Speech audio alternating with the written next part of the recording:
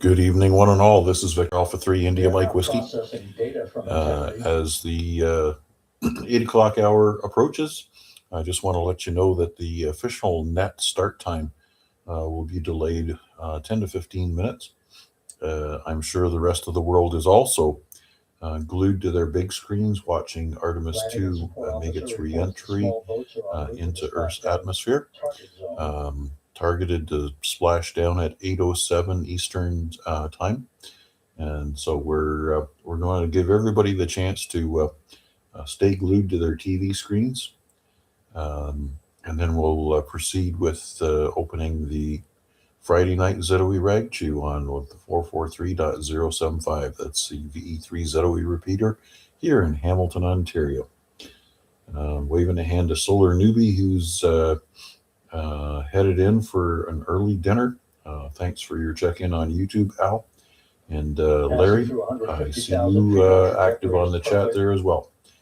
So we'll take a quick standby. I'm not sure if you're going to be able to hear some of the video coming from the NASA coverage, but I'm going to take a quiet standby. I'm also monitoring the UHF bands. Your trajectory is nominal and your recovery teams have visual. Well, I guess the big positive there is that they have safely made it through the most dangerous part of the re-entry, and the heat shields have obviously held up, so they're just in the process now of getting ready to deploy parachutes and slow down their rate of descent so that make a successful splashdown. Minutes away from coming home.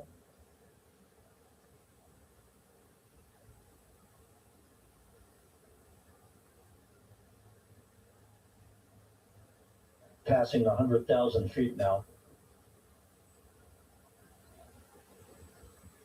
Range to splash down 19 nautical miles.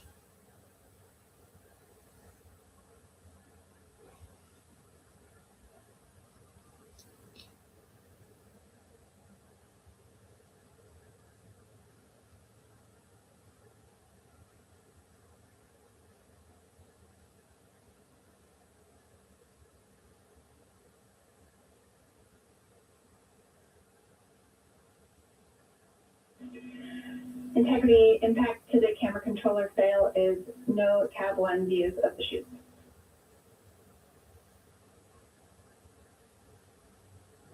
Integrity. We're processing good data through the GPS system. A good view of integrity. Time to splash down 4.5 minutes.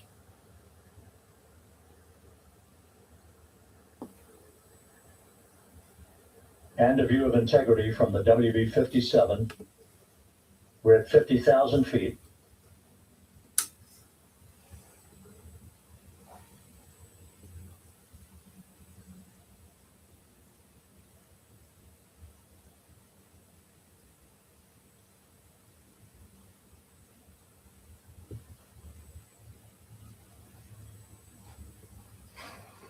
The pyros are on for forward bay cover jettison.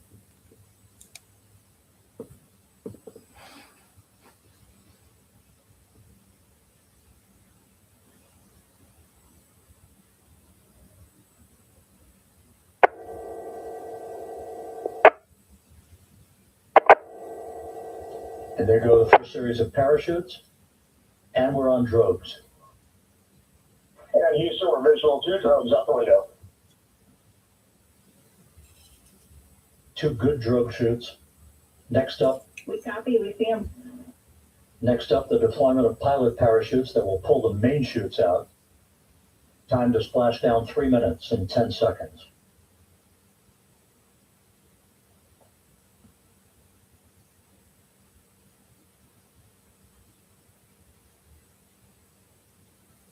Perfect descent rate according to flight dynamics. Good rate on 2 drogues. We keep the same on board.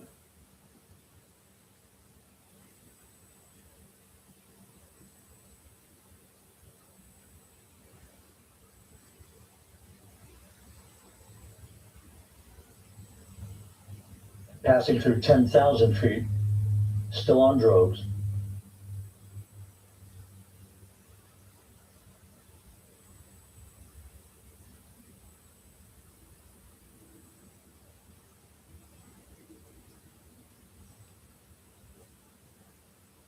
Main chute deploy. We're at 5,000 feet.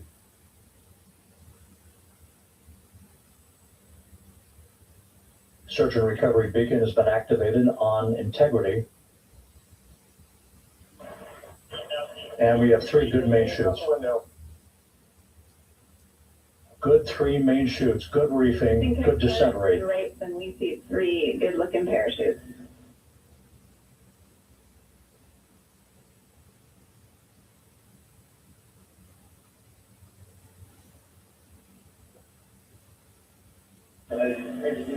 Integrity, cabin pressure indicates no need for hydrazine checks. Integrity copies. This is a perfect descent for integrity. Its crew sounding hail and hearty on board. Time to splash down 1 minute, 15 seconds.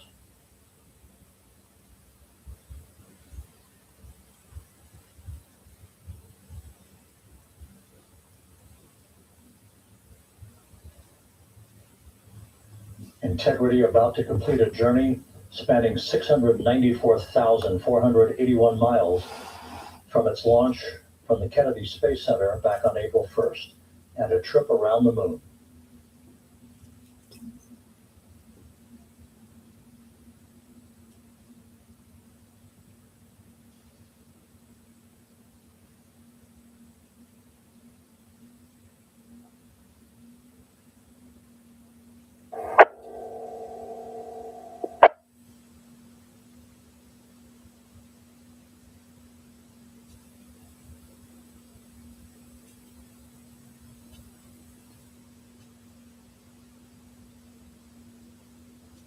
Passing through 1,000 feet.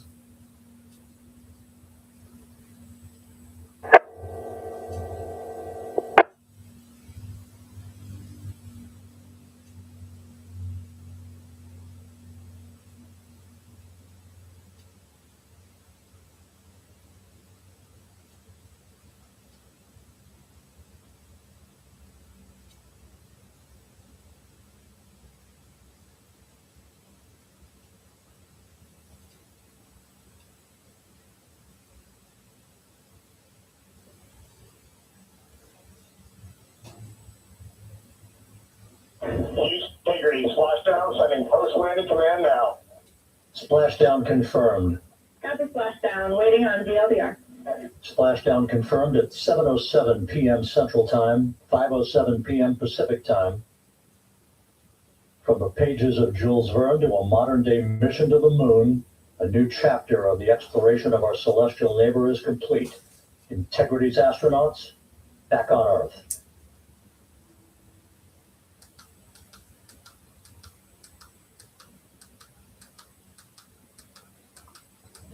And the landing and support officer reports the vehicle is stable 1. We still will be deploying the crew module uprighting system to maintain that orientation. A perfect bullseye splashdown for Integrity and its 4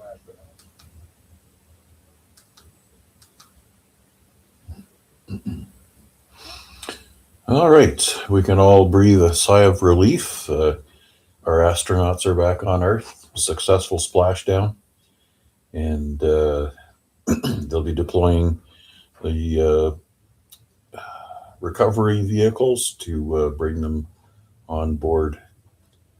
So, I guess once everybody mops their sweaty brows, we can start to work towards opening the Friday night ZOE Ragchew. Thanks for everybody's patience. I think this is another one that's going to go down in the history books. VA3IMW standing by for the net. At your leisure, Larry.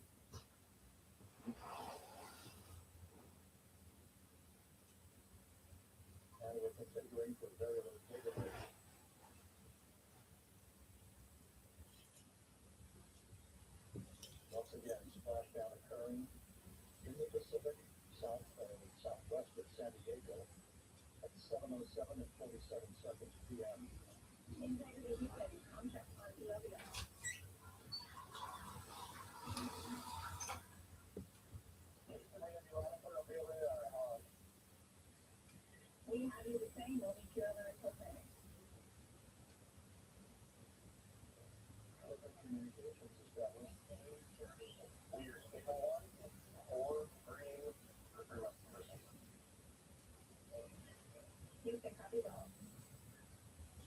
Readwiseman reporting 4 green crew members. That is not their complexion.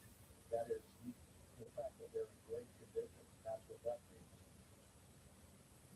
So stable 1, upright. The crew module uprighting system is being deployed. The 5 airbags being inflated to helium to maintain the upright configuration for the vehicle. This was a textbook entry and a textbook touchdown for Integrity. Reed Wiseman, Victor Glover, Christina Cook, and Jeremy Hansen back on Earth after a journey around the moon.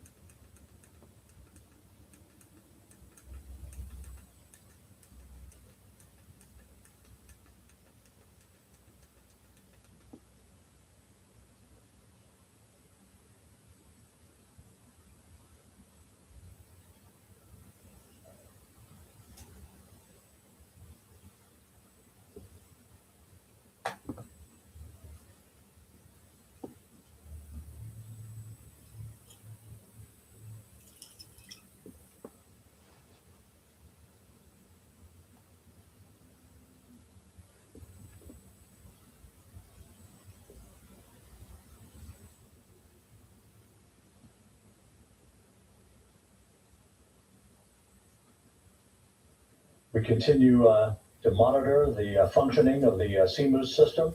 The airbags are being inflated to maintain a stable 1 or upright configuration. And there's a good view from one of the naval helicopters hovering.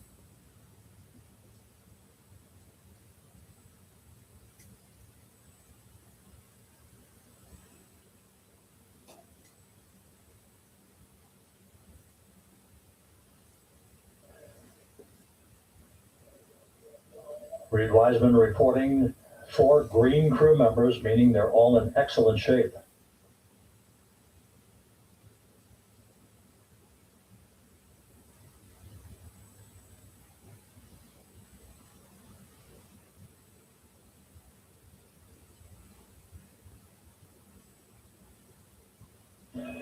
Integrity Houston for Star Beacon and radio.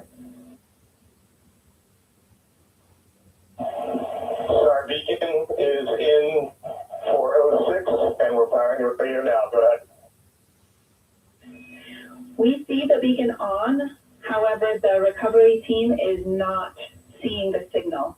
Your SAR radio uses the same antenna, so you may run into trouble with the radio.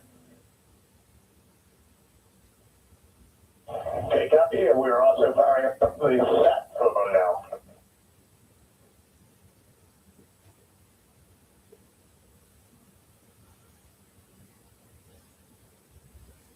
So Integrity is in great shape, and as the crew continues its post-splashdown timelined activities on board, Reed Wiseman once again reporting that all 4 crew members are in excellent shape, and we have 5 inflated airbags to maintain an upright configuration so that the recovery team can now begin a slow approach to the vehicle. Meanwhile, here in the flight control room, Entry Flight Director Rick Henfling is polling his team of flight controllers for the start of powering down the vehicle after a thorough systems check. We have no toxic gases to be concerned about, so the recovery personnel can approach the vehicle, but not until we have powered down the spacecraft. That's expected to take a few more minutes.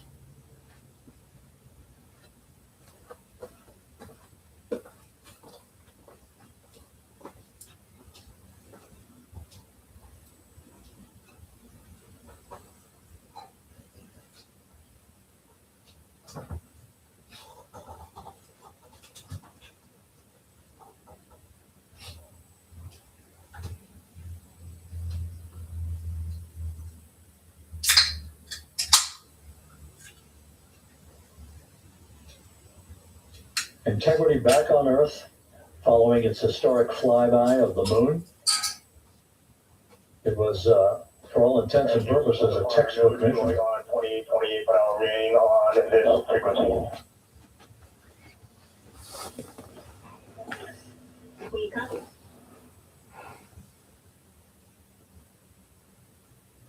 Reed Wiseman indicating some trouble with the SARSAT phone on board.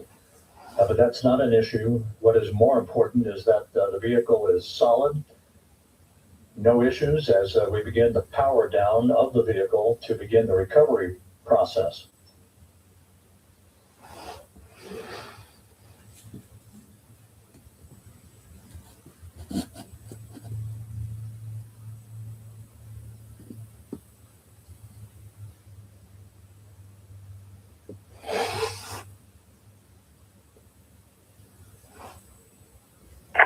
I think we'll start that up. Good evening, all. Welcome to the Friday Night ZOE Ragchew on 443.075. Has a plus offset and no tone is required. My call sign is Victor Echo 3 Lima Bravo India, and my first name is Larry. I'm located in East Hamilton Mountain. It's an open net to join the conversation. Please give us your call sign and your name. Tell us about yourself, your equipment, and what you'd like to add to the conversation. And before we start, I'd like to thank Terry, VA3IMW for the use of that repeater. And please remember, have a repeater has good coverage in Ontario, so no religion, politics, or foul language.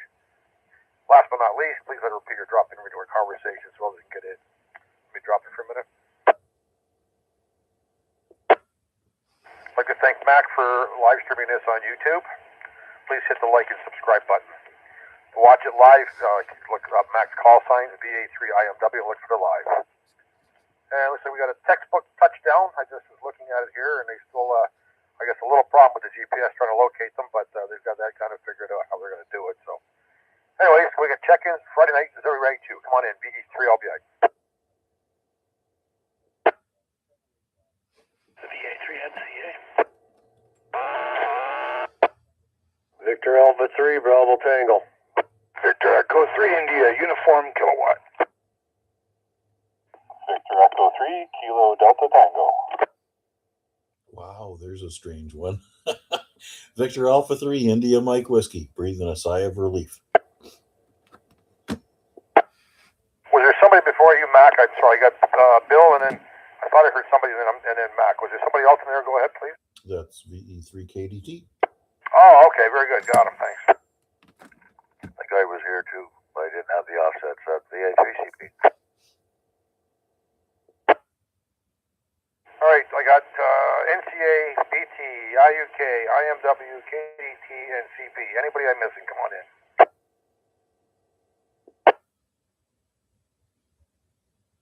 All right, Al's already checked in the fella. He's got early supper tonight, so just excellent entry they come back in. I'm surprised how fast those actually, how fast it actually slows the ship down the re-entry. But anyways, I'll pass it up to where are we here? You're up, wait, VA3NCA. Come on in, VA3LBI. VE3LBI, VA3NCA. Yeah, that was great to see. It looks, it's surprising, it seems, how long it free falls before the drogue chutes opened, and then the main chute after that. Must have been quite the ride, but very happy to see that it all looks like it came off as expected. Yeah, great to see. And good to hear Noel in there. I guess that means he's semi-local, so that's great, at least close enough to pick up the repeater. Good to hear you in there. And funny thing, they must be trying to recover call signs, because there has been a spat of 2-letter call signs being returned to the available pool. We have another new one today. All the other ones previously have been snapped up, but now there is VE3 Kilo Tango KT. So if anybody wants that one, it's still available as of now. Anyways, that's it for me. I'll send it back to you there, Larry, VA3NCA. I wonder how they're recovering them, how they know whether they're linking in with something to do with, I don't know, maybe death certificates or something? Maybe. Yeah, it's interesting, because in the last couple of weeks, there's been at least 4, if I count correctly. There was 3 all at once. So there have been relatively speaking, there have been a lot of them returned to the available pool just within the last few weeks. So maybe they're going through known reports of silent keys. I don't know. haven't heard anything about that, but just the fact that we've had 4 of them in the last short while is an interesting change. Yeah, they must be finding some way that you can get at the, find out, like I say, the SKs or whatever who's not using the actual call sign anymore, especially the 2 letters. So interesting. Yeah, I know you posted. Well, what was it? I think Wednesday night there was 3 available. Then you said 2 left. There was still another one available, another one today. So it must be trying to catch up on something, Wade. Yeah, it could be. There was part of the RAC call sign policy survey that they did a good year ago now. There was a change proposed to the call sign policy about how long you have it. To my knowledge, well, I'm 99% sure they haven't implemented anything from that survey yet. But what they had planned, what they recommended from the survey, was that you would have to. It wasn't a renewal. You didn't have to pay anything. But what you'd have to do is log on at least once every 5 years to your ISET profile, just to sort of heartbeat that you're still around. And that if you went longer than 5 years without a log on, or some similar type of proof of life type of deal, then they would. I don't know if they would immediately do it, but they would put they'd mark your call sign as potentially ready to be reclaimed. So that's a change, because right now the actual thing, if I remember correctly, is 125 years after your date of birth, because I guess they figure that 125 years is good enough time frame to suspect that you're no longer with us. That leads to a lot of stale call signs, of course, and so that's why they proposed this other method. So, anyways, not sure what they're going to do. None of that has happened now, so I still can't explain the sudden sudden uptick in the number of returned call signs. Well, that kind of makes sense. 125 years, that's for sure. So, okay. Anything else before I pass it down? No, that's it for this round. Yeah, the 125, I think that's just them going, well, we got to have something, and we don't want to think too hard or do too much work to figure out, how to make it tighter than that. So we're just going to go with a nice easy number. So that's my recollection, anyways, of the current process. So we'll see. But that's it for me. I'll let you pick up the guys behind me, and thanks for doing it. VA3NCA. Yep, okay, thanks very much, Wade. Al, VA3BT, VE3LVI, how you making out, Al?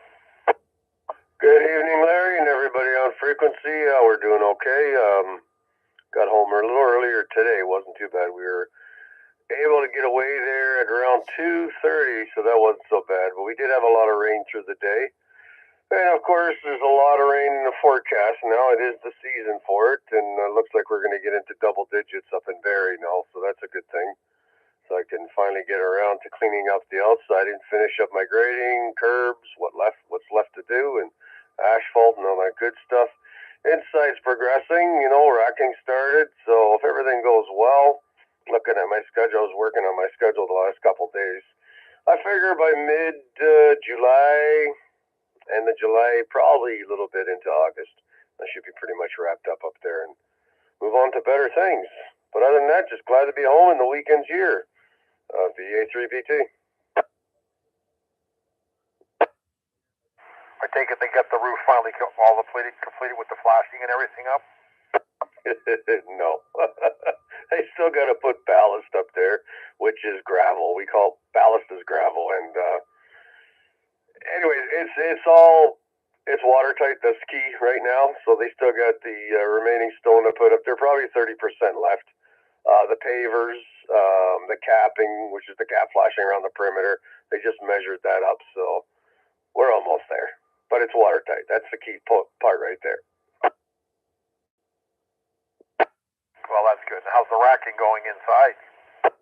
That's going away. It's going okay. It's a little slow, but that doesn't affect me. That's more on the tenant, the client side. So They got like 5 weeks of racking to do, those guys. But it's been painfully slow on them because the material, the racking, is coming from Montreal. And I guess the first couple loads has been a nightmare, and they've been having painting issues at the paint shop where they make the racking and whatever. And I guess one of the loads that they pulled out of the yard shifted on them, so they had to bring it back to the yard and redo the whole thing and repaint it all because it shifted and almost went over to its side. But they're starting to get some traction on that. Yeah, I guess with it shifting, it probably did damage to the paint job that was on it. Yeah, no, that's exactly what happened. Yeah, okay. Anything planned for the weekend at all, Al, or how's your mom doing? She's doing good, actually. I'm picking her up tomorrow morning. She's got to get some blood work done and stuff, and maybe take her out for some breakfast and shopping, if she needs to do shopping. But other than that, not too much this weekend. Just cleaning up and getting stuff outside ready. I saw a commercial today. The guy says he's getting his lawnmower. He's got a riding lawnmower, John Deere, getting it ready for his first April cut. Gets it all outside. He checks the oil, puts the pressure in the tires, gets it all up, cleans all the cowling, cleans off all the lights, and it starts snowing. Oh, that's the biggest fear, right?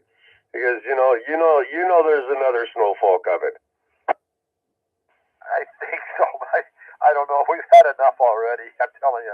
Everybody I talk to is like, that's it. Let's hope it's done. We're just tired of it.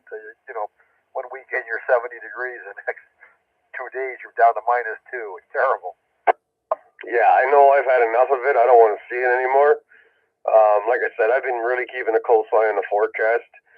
It is rainy season. We got lots of that coming, but moving forward now, just looking at the forecast up in Barrie, it's looking pretty good. Like we're getting into starting to get into the double digits. At night, supposed to be single digits, but we're going to get out of the minus, which is key, right? So it's just getting through that rainy season. Yeah, well, you got to spread gravel out the driveway first before out in the drive areas before you actually put tarmac down. Yeah, well, the stone already got done. Like the south elevation, we got base coat, which is just the base coat of the asphalt done. We started doing the front. All the stone is down. It's just that we ran out of time. The snow hit us and pretty much stopped us in our tracks. So like I said, we got a little bit of curb to finish up. All the sidewalk that we still got to do, and yeah, then we put the asphalt down. Usually base coat, top coat, and line painting. All right, sounds good, Al. Anything else before I pass her down to Bill? No, we'll be sitting here listening along to the net there. We'll let you continue on, VA3BT. Okay, thanks, Al. Before I pick up Bill, we had other check-ins for Friday night. ZOE Ragchew, come on in, VE3LBI. VA3 CRF Portable. Good evening, Larry. Yeah, take him. I'll stand by. Yeah, come on in. I'll pick you up next, Daryl. VA3 CRF Portable. Good evening, Larry, and everybody on the net. Thanks for that, Bill. Just out for a walk. I was waiting to go out for the splashdown, so just heading out now. Glad that everything went well. Back to you, Larry. Well, like they said, it was a textbook re-entry, and I guess basically a textbook mission. The whole thing worked out really well for them. Yeah, which is fabulous. And I don't think we've ever had a mission that we've been able to follow so closely. I really appreciate it. I'm not sure who it was, if Chris did it, but on the RSB repeater, you could listen along the whole time. Well, that'd be interesting, too. I didn't realize you could do that. I actually put it on YouTube. I actually still have it on. I'm watching it still as we're talking here. And, waiting for them to actually pick them up. But everything they picked up was like the chutes and everything around. They had 3 boats out there picking up stuff. I imagine they got the chutes out of the way. Yeah, it's got to be a bit of shock to the astronaut system now to be back where there's gravity, eh? After all that footage of them floating around the capsule. They showed one picture. I don't know if you caught it or not. They had to cross their arms because they've been weightless for so long.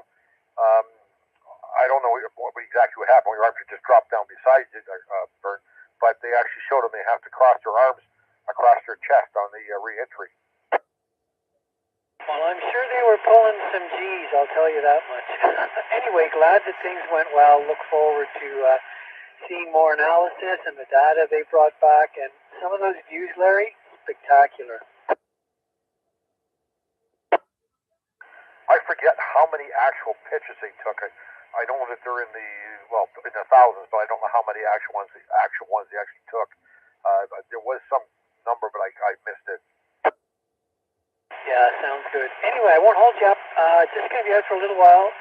What's the temperature up here? 4 or 5 degrees. Really light rain. It's almost like a mist right now. So I'll be around for a little while. And appreciate you picking me up. VA3CRF. You can go ahead and pick up Bill there. Yep. Oh, okay, thanks for your Okay, come on in, Bill. VA3UK. Yeah, good evening, Larry. Good evening to everyone online. Boy, wasn't exciting watching this on TV. I'm just thinking back to when I was a kid. Just the difference in what we have in communications now, video quality and whatnot. It seems that they're having problems with communications between the rescue team and the capsule, so I guess what they're trying to work out right now. 4K video. Some of the shots of the moon just flabbergasted. So yeah, it's almost a little bit emotional sometimes. It's very good, very exciting to be able to watch it, and just what I've seen in my lifetime in terms of advancement of technology. I know that James Webb, when Kennedy made his speech, he was known to say, "Does anybody want my job?" Because at that time, they didn't have the technology to make it to the moon. So all those folks that think going to the moon was a waste, better think twice, because they wouldn't have a lot of the technology we have now. Because of the Apollo program, you know, it sort of spurned technology along. So just awesome, Larry. It has been, Bill. Yeah, I haven't followed completely every minute of it, but I usually try to check in 2 or 3 times a day to see where they were and positioning of them. So, but quite the feat to get there. And the other side of it, it's the farthest I guess they've ever gone away from Earth now. So, and X number of miles, I forget they had. Yeah, just a couple more quick comments. You know, when you think back, even back to Apollo, the fact that they were taking off from a moving object and landing on a moving object, just the mathematics that are involved in that is just staggering. Now, I would take a guess the reason why they have to cross their arms like that is probably to protect the upper skeletal system, because they have to get used to the gravity first, because those arms would really hang down. So I'm sure that that would be my guess without even researching it. But anyway, regardless of that, looking forward to next weekend, and looking forward to getting out and doing some POTA with the better weather coming. And I'm not sure if Chris will be coming over tomorrow so we can finish off the work on the antenna or not, but nicer weather's coming, so it will get done. Other than that, Larry, just listening along. So I'll turn it back to you, and thanks a lot for picking up the net. Or I should say doing the net. Oh, by the way, somebody will need to take the net for me tomorrow night. I'm going out to play euchre with a group of people. So it's a round-robin euchre tournament, so I haven't played euchre with real humans in so long. It's all just playing against the computer sometimes. So we'll need someone to take the net tomorrow night. Back to you, Larry. Make sure you keep the cards facing you. I'll make sure I do that. Thanks for the heads up. Okay, Bill. All right. Mac, you're up. VA3IMW ZOE. All right. So thanks for everybody's patience on the net starting up tonight. I started up the YouTube stream. I'm not sure how much, if any, of the audio came through. I didn't want to spend a lot of time and belabor the whole sharing of the NASA YouTube stream. However, yes, breathing a sigh of relief. I think I was pretty much over my misgivings about NASA not retesting the heat shield problems they had with Artemis 1. But obviously, once they broke through that plasma phase of re-entry, then I was fairly calm. And just one quick note, I also monitored 10 and 12 meters to see if the plasma deposition coming off of the re-entering ship had any effect on radio signal interference. And I didn't see anything on that area of the band. Did a quick YouTube search, or not a YouTube search, a quick Google search, and AI told me that that type of plasma coming off the heat shield would generate some interference on the 2 gigahertz range, and I guess that's why the 100% lost all of the radio communications with Houston. Anyways, Bill brings up a very good point. Coming up on next weekend, looking to get out to Valence Conservation Area. Certainly looking forward to seeing everybody out there next weekend. But other than that, yes, 4 astronauts safely returned. Imagine the technology. Throwing a baseball at a moving object and having it loop back around and getting a free ride back home and letting gravity do the work for you. So that's pretty cool. I'm not sure if we can get to Mars like that, but I guess they're saying they're building on these space missions in order to not only occupy the moon, but someday Mars as well. I'm going to turn it back to you before I time things out. I had a laugh at the one commentator there saying that they were all green. And he says, that's not to mean they're actually green. He says they're all in good shape. Yeah, there's some vernacular that's pretty cute. We have 4 green astronauts. Yeah, that's not to say that's their pallor, but they are healthy. That too is good news. Although their shorts might be a different color. Exactly. So, all right, Mac, anything else? Good enough for now. I'm sure we'll be back around. Okay, thanks. All right, Noel, how you doing? VA3KDT, haven't talked to you for a while. Hope things are good.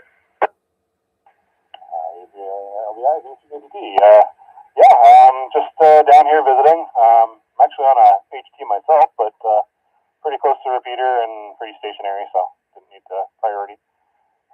Just listening along there with the astronauts as well. It was kind of cool.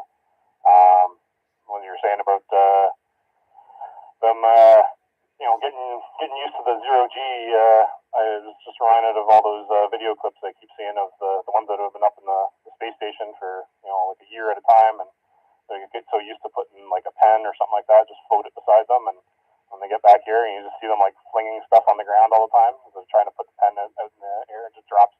I'm like, crap. So I don't know if it's this mission was enough for them to be doing that, but it'd be funny to see that. Just kind of everything's been good for me so far. Apartment's nicely set up.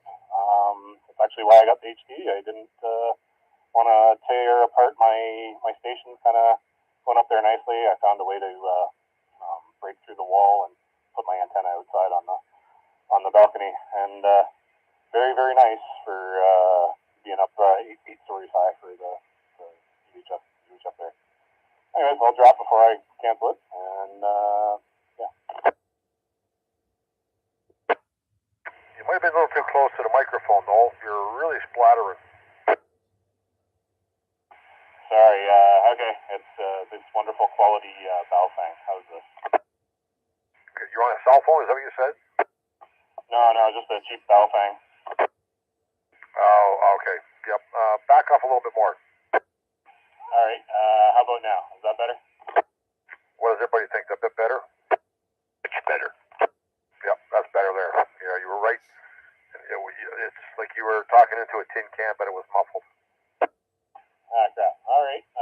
Sorry about that. This is the exact opposite microphone of every other one of mine that I have.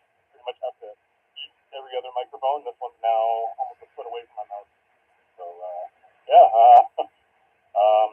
anything that you missed or want me to repeat. Other than that, I'm just gonna, I'll throw back to you. So I missed a little bit about the apartment. So the apartment's coming along really good? Yeah, yes, sir. It's I found a spot where I could get my coax through the wall of the apartment. So I got my antenna out there, and the previous tenant, I guess, had a bunch of hanging flower baskets, and kind of just hung my antenna horizontally across those, and noise floor is almost zero. Like it's not even on the scope when I see it. All right, it's still rough. I can't have a hard time making it out because of the muffled on it, so I can't quite pick up everything you're saying. Do you want me to interpret for you? Kind of listen along and try and maybe stand on my head next time or not use the bell thing.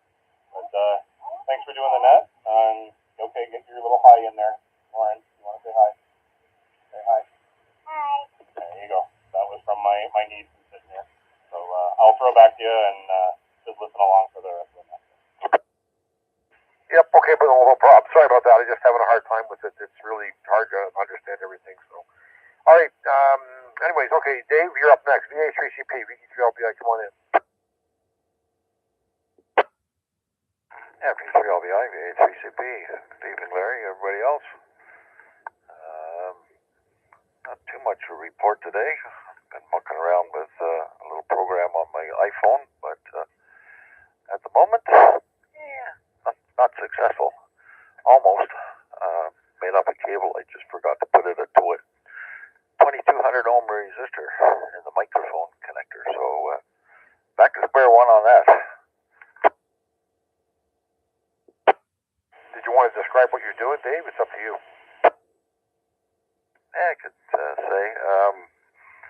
You guys have probably already seen it, but on the internet there's a couple of programs that you can get. There's FTHAM and IFTX, which are both run on an iPhone, and they will operate FT8 and FT4. I'm just trying to get the interface cables working. You can actually do an FT8 conversation or QSO without using any cables at all, just audio coupling, but I don't think that's the best on transmit because any ambient noise in your around your radio is going to get transmitted, and we're not supposed to be transmitting at 0.74 above the whatever band it is, like 7074 or 14074, where, well, 7074 are okay, but 14074 are not. They three will be IVA3CP. Decodes beautifully. There's no problem on decode. Well, it'll be something, like you said, it'll be something interesting, Dave, in the event that the conditions were actually not that great today. We had a little bit of I think a storm came through or whatever, but I tried to listen a little bit on the radio this afternoon after I got home from running around, and they just, well, I couldn't hardly hear anybody. It was just the conditions were terrible, and I noticed a couple people commenting on their actual spots that they're having a hard time, bad conditions today. Yeah, well, right now I'm watching a waterfall on 14074, and there's lots and lots of stations on. There was lots of what, sorry? I said there are lots of stations on 14074 right now, decoding probably 15 on every time slot or more. Oh, okay, all in FT8. Yeah, that's correct. So the idea is with a couple of adapters, you can, and a couple of interface cables, you could have your iPhone in your pocket, and as long as those 2 or 3 items are in your kit, if you did run into a solar flare or something that wiped out the bands, you could still carry on and perform an activation, get your 10 contacts. Yeah, we could plan, like you said, if something happened like that. So I don't know, actually, I spent most of the morning I was out running around. I had to go downtown, get a battery for my son-in-law. It took a little longer than I expected. he noticed, but I'll have to ask Mac about whether he knew or not about it. Anyways, yeah, it's so like I say, this afternoon I didn't get a lot of time for radio. Maybe an hour or two, that was it. And that wasn't even a full hour or two, sporadically. Oh yeah, oh very good.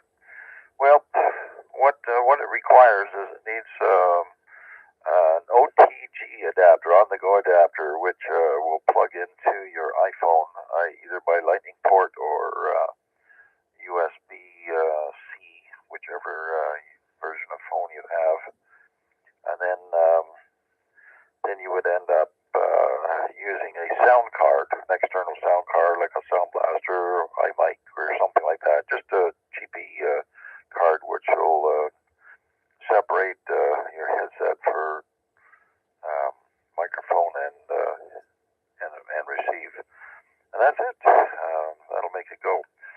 All right, I'll let you carry on. We'll see if there's any questions. V3LBI, VA3CP. Did anybody have any questions? What Dave's doing with the FT8 and his cell phone? Go ahead.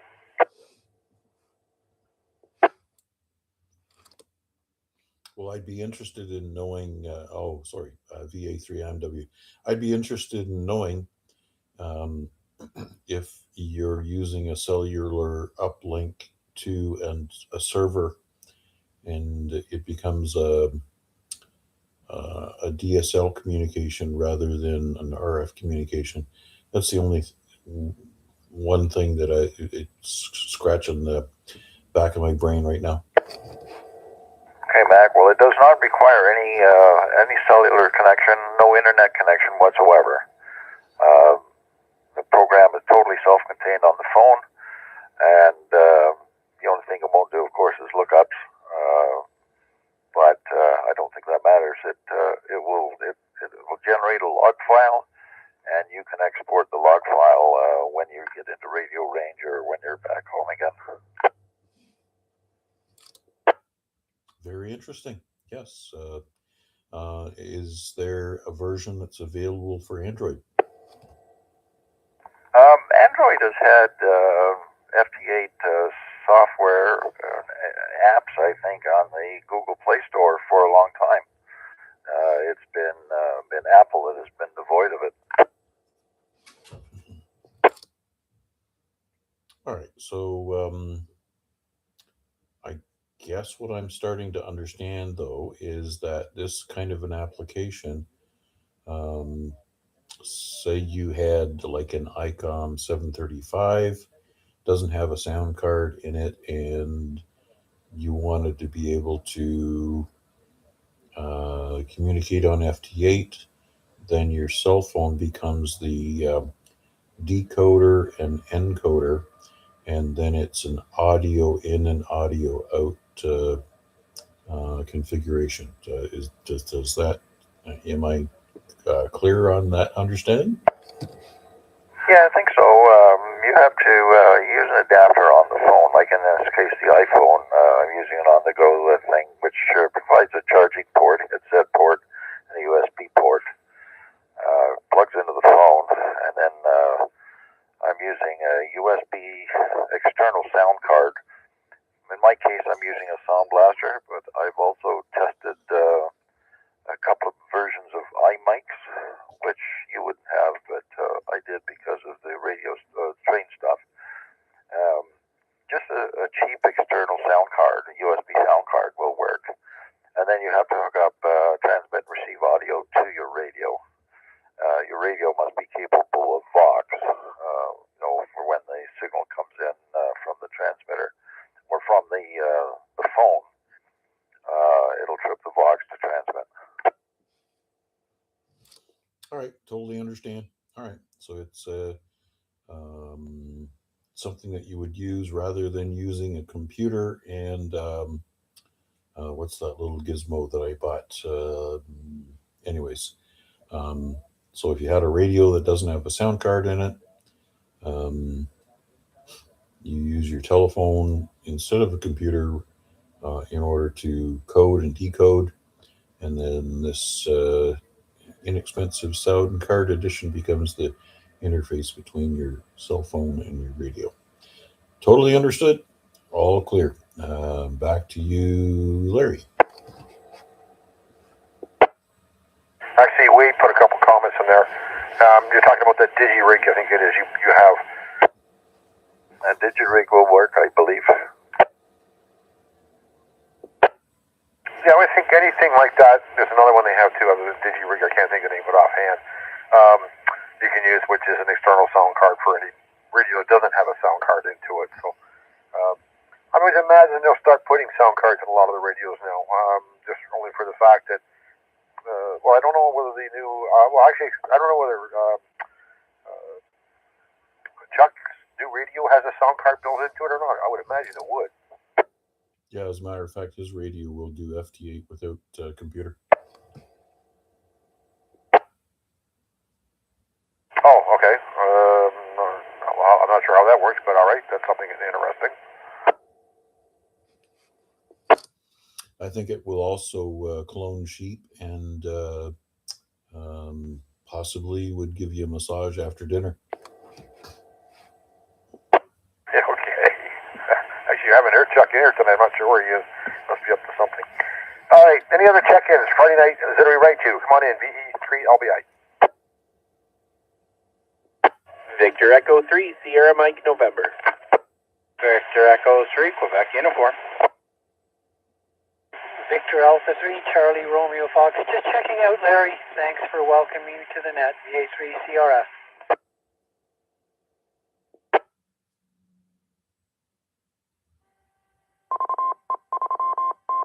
I think I got everybody there. I got Vern checked out. I got SMN, and I got Charlie Echo uniform, right? Victor Echo 3, Quebec uniform. Oh, Quebec. Quebec uniform. Queen uniform.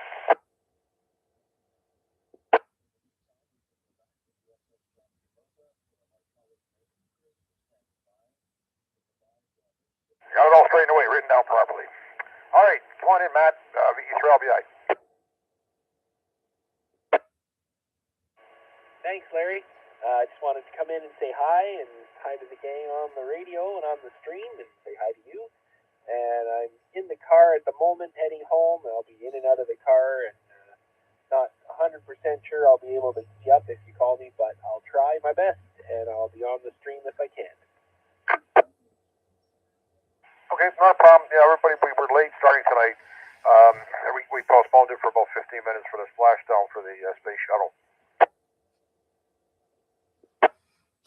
Right on, yeah. It was that was quite the sight to see, and nothing I've ever seen before in my life. Yeah, I watched it too, and I was visiting my dad. He's temporarily in the hospital, so we were sitting there watching it together. It was kind of nice, and now I'm heading home. Yeah, I didn't realize that. Well, actually, I didn't realize they actually take him out of the space shuttle. I thought they stayed in the space shuttle and then transported onto the one of the ships. But I guess they're actually removed from the space shuttle.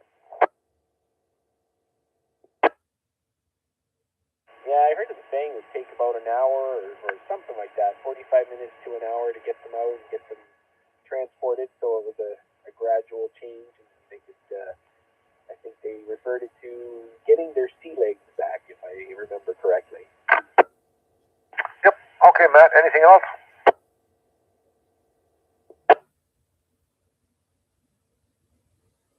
No, that's it for me, Larry. I'll be listening and hopefully able to key up a little later on. So, thanks for getting me in there, and just in case, 7-3, everyone. Have a good one. All right. Thanks, Matt. All right, come on in, Scott. VE3QU. Thank you, Larry, and thanks for being there. Good evening to all on frequency. It was great seeing the splashdown there, and I was kind of listening throughout and watching it on the website. It was kind of exciting, and seeing that we finally did another shot around the moon, and very exciting to see. Not many questions for me tonight, Chuck and Larry and everybody else on frequency, because everybody fears when I come on frequency that Scott's going to have a bundle full of questions, so not tonight. So just a regular Friday night, going to go out and see the grandkids tomorrow. It's my grandson's birthday. He's going to be turning 3, so that's kind of exciting. And that's about it. I'll stick around for the 73 round. Okay, thanks, Scott. All right, Mac, VA3IMW, VA3LBI. Still here, sir. Went down to get the batteries this morning. Pull up on Parkdale, go down Parkdale. It's not there. It's not in the corner. Where is it? Have you noticed that, or did you know it had moved? I had heard something about a relocation, but I didn't know how far. So yeah, fill me in. Where is it now? Well, I should try to flex out, actually. You normally turned off of, and I don't know the name of the street, came off of Parkdale, you turn down that street, and on the left-hand side, that's where the building was. You go around, it's in a horseshoe, goes right around to the back. As you make the corner, the first corner on the right, it's right in front of you. They moved down to the far end. Again, I don't know the name of the street, I can look it up. But beautiful building. Far superior with the battery setup now, with the caging, all the structure they got inside. And I got to tell you, as far as I can, they're wonderful people. I bought a battery, or went down to get one, and the older fella, he picked up the battery, carries it out. He's like, just a little heavy for me. We put them side by each, the old one and the new one. I go, that doesn't look like it's going to fit. You think it's going to fit?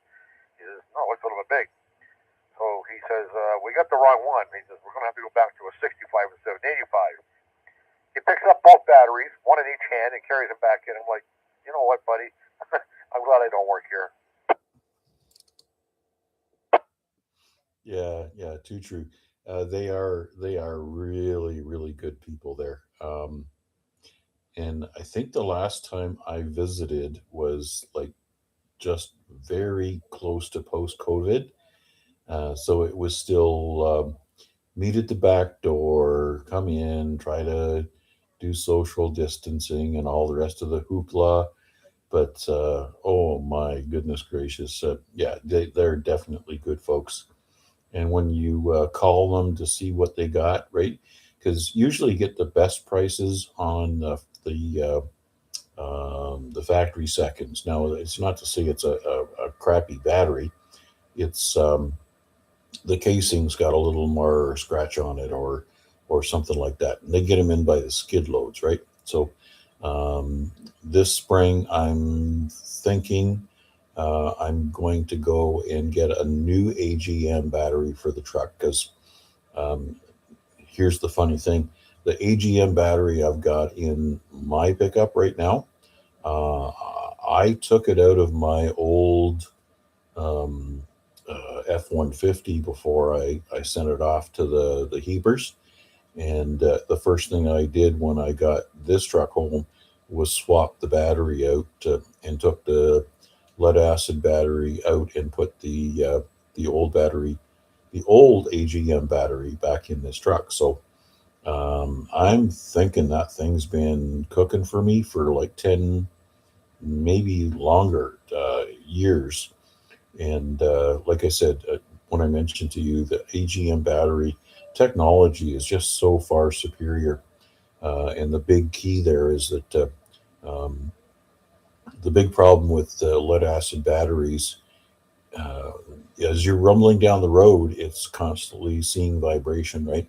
And the plates will actually shed material down into the bottom of the cells, and it's what they call sulfatation.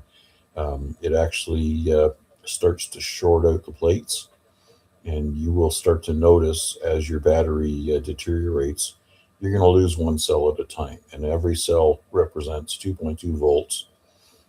Your vehicle can operate with a battery that is like 9.2 or 9.3, right? Systems will still function, but in today's high-end vehicles, I guess they're all high-end now. Your computer systems, they start to go a little stir crazy if they don't get good voltage that's above 11, and systems will start to degrade and not function as well as they should. So anyways, so it's the same left turn where they were, but follow it around in that horseshoe and follow the signs. to battery bliss. Glad it all worked out eventually. Oh, geez. Okay, it's back. Ah, look at me. It's Friday night in Hamilton, Ontario. Sorry about that. How far did I get? Talking about the computer not functioning without getting the 12 volts. That was about it. Yes, sir. Anyways, there's my plug for AGM batteries. The best technology for the bang for the buck. Unless you're driving, never mind. I still think they're superior. They don't have quite the power density that lead acid does, but I'll give up a couple of cranking amps just for the longevity. Anyways, good enough for me for now. Yep, okay. The name of the street is Berlin Crescent. You actually, if you went in with a normal spot where it used to be on the corner, you just follow right around. It's right on the end. Right. It's actually a horseshoe. It goes in on one side of Parkdale, goes back to the other side of Parkdale, and it's actually right there. So right on the end, like I say. I pulled around the corner and I had to call him. I go, "Did you move?" Yeah, she says, "Yeah, we're just down the street." Says, "Never mind, I see the sign." When I asked her, I said, "How long have you moved? How long have you moved?" And she said, "We've been here about 2 years now." Oh, goodness gracious. Well, thanks for letting me know, but glad it all worked out. And I'm sure your son-in-law is going to be very happy with the performance of that battery. Yep, actually, Matt just put in here, too, that he's had an AGM little car. It's a third car. It's been in. It's 10 years old, the battery itself. So he said it's the best car battery he's ever owned. Yes, sir. And I guess they're a little pricier, right? So if you bought first quality stuff, you'd pay, maybe 2 or 3 times the price of a lead acid battery. But if you can get a factory second where the case has got a little scratch or bar on it, you're basically paying the same price as you would for a lead acid battery, and you get the additional performance and longevity. I know where I would put my money. Actually, the cost-wise wasn't that bad. It was only $100 more from lead acid. So it was 141, I think it was, for the lead acid, and it was 250 for the AGM. All right. Well, you got a first quality one then, not a factory second case mark. Nope, went for the full quality. He wanted it, so I wasn't going to mess around with it. And he gets his full 2 years on it. Yep. I'm going to go for the cheaper version of the better battery. Yeah, that one. Okay, no problem. All right. Any other check-ins? Friday night, ZOE Ragchew. Come on in. VA3IMW.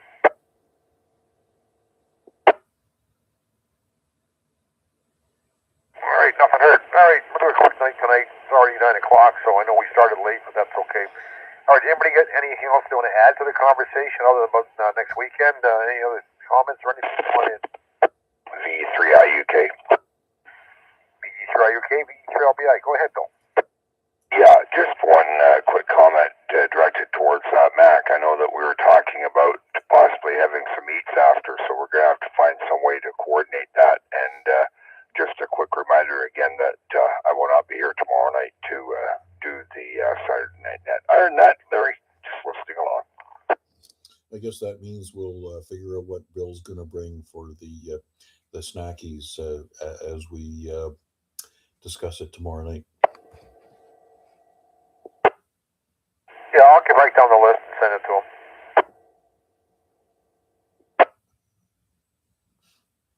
Well, yep, you just keep me posted. Certainly, we all will contribute. So, yep, no worries. And as I said, looking forward to next weekend. Should be good. I don't think he got that one, Bill. Or he didn't get that one back. He's got as good a sense of humor as all of us, I'm sure. Anyways, yes, we will communicate throughout the week and make sure that we understand everybody's expectations and limitations. Although we may not cater to vegans and gluten-free folks and all the rest of that stuff. So, yeah, we'll figure it out. Thanks for the interjections there, Bill, and I do sincerely hope you got the humor. Unfortunately, it went over my head. I was concentrating on what was going on the TV here, watching them get the front porch ready. I see they've thrown that six-pack overboard, so it's chilling in the sea right now. Oh, yeah. Yep. They'll need it after.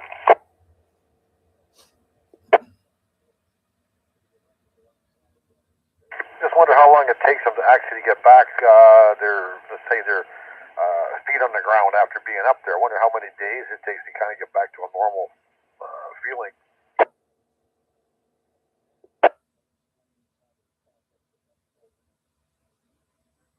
Anyways, anybody got anything else you want to add tonight before we do a close up here? 7-3 round. Anything else to add? VA3 to you. Go ahead, Scott. Yeah, just one question about the get-together. I'm not going to be able to make it. I'm doing a birthday get-together with my grandson and my granddaughter. We're going to be doing the slide situation in Niagara Falls, the water park. But I was wondering whether there'd be a second get-together possibly in the works for further on in the summer, around August, maybe. You can either field that, Mac, or I can, one or the other.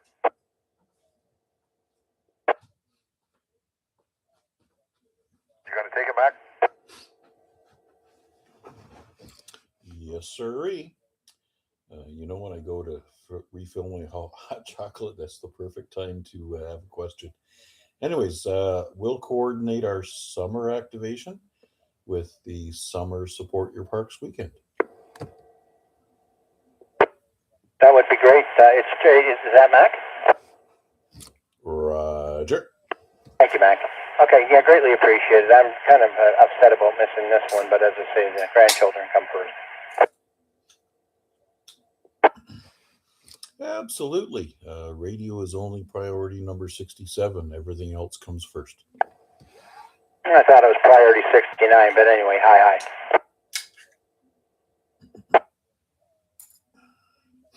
Okay, folks, anybody got anything else before we do a 7-3? All right, let's run down the list here. VA3NCA, we're doing a 7-3 round. Wait. V3LBI, VA3NCA.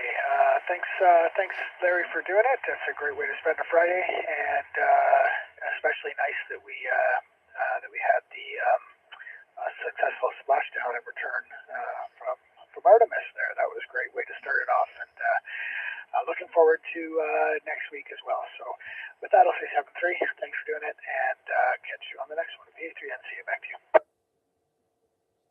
Well, let me see. Yeah, VA3BT, VE3LBI, 7-3 Rondell. Yep, thanks for doing it. Thanks for being there, Larry. Good night, VA3BT, 7-3. Have a good evening, all. VE3UK, VE3LBI, 7-3. Yeah, take care. I'll be listening along for a bit before I go upstairs, so take care, folks. VA3MW, VE3LBI, 7-3. Thanks much for doing it, Larry. I'm trying to see what's on the party balloons on top of the spaceship. Can't quite make it out. But anyways, we'll be back tomorrow night at 7 p.m. for whoever's going to pick up the net. I'm sure somebody will grab the mic. 7-3s, I'll be monitoring this one for a while. Yeah, okay. VE3KDT, VE3LBI, Noel, just doing a 7-3 round. Yeah, thanks for doing the net there. I'll have to tell you that unfortunately I won't be able to do the net for you guys tomorrow, as I'll be heading back. Other than that, thanks for having me. I'm standing on my head here, so I hope I'm coming through better. But 7-3s, You sound much better, but just a quick question. Are you going to be able to join us at Valens the next weekend? I have the boys next weekend. That might be a little bit much to do a little drive all the way down and back in one day with them. But if it's a nice enough day, I was thinking I could grab my gear and go take them out to a park or something like that. And I will definitely add to your contacts. go. You can work us with all of our 45 operators, and one contact will activate your park, and then you can go home. All right, sounds good. Is that going to be the Saturday or the Sunday? Saturday, April 18th. Okay, Roger. I will. I'll endeavor to get them out there and set up. It should be a little bit easier if it's just me to try and corral them. But look forward to it, and look forward to finding you on the air. Back to you guys. 7:30 again. VA3 Kitty. Yep. Thanks, Larry, for letting me break in, and always good to hear your voice, Noel. You're still part of the family. Thank you very much, sir. You too. Yeah, last transmission, Noel, was really good, really understandable, no problem at all. So, okay, Dave, we're just doing a 73 round, VA3CP. All right, 73 all, and talk to you later, VA3CP. Okay, Matt, if you're with us, check to see if Vern's there. VA3CRF, Vern, we're just doing a 7-3 round.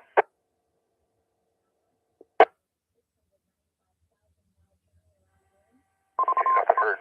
Matt, VE3SMN, Matt, we're just doing a 7-3 round. Right on. Perfect timing. You caught me at home. I'm on the base radio now. 7-3, everyone. I am hoping to at least come out and visit at Fallon. It just all depends on how things are with my dad and all the stuff going on. So I don't want to commit to anything, but I'm hoping to, at the very least, come out and meet a few people and stuff like that. So 7-3, everyone. Have a great night, and we'll catch you on the next one. VE3 SMS. Okay, thanks, Matt. VE3QU, VE3LBI, 7-3 round, Scott. Thanks, Larry, for being there as always. And thanks in 73 to everybody on net. Good to see Artemis home. And ciao for now. VE3QU. Okay, once again, thanks everybody for joining in. A little short one tonight. Everyone watched the spaceship there on the splashdown, so it was quite interesting. And they're still working at it. It's still on YouTube if you're looking at it. All right, once again, you guys make the net with the conversation. I just write down the calls and the pertinent names. With that, I'd like to thank Terry, VE3IQL produces that repeater. And with that, I'll turn the repeater back to normal use, VE3LBI clear. That must be going to be a pretty big front porch. It's still not erected yet.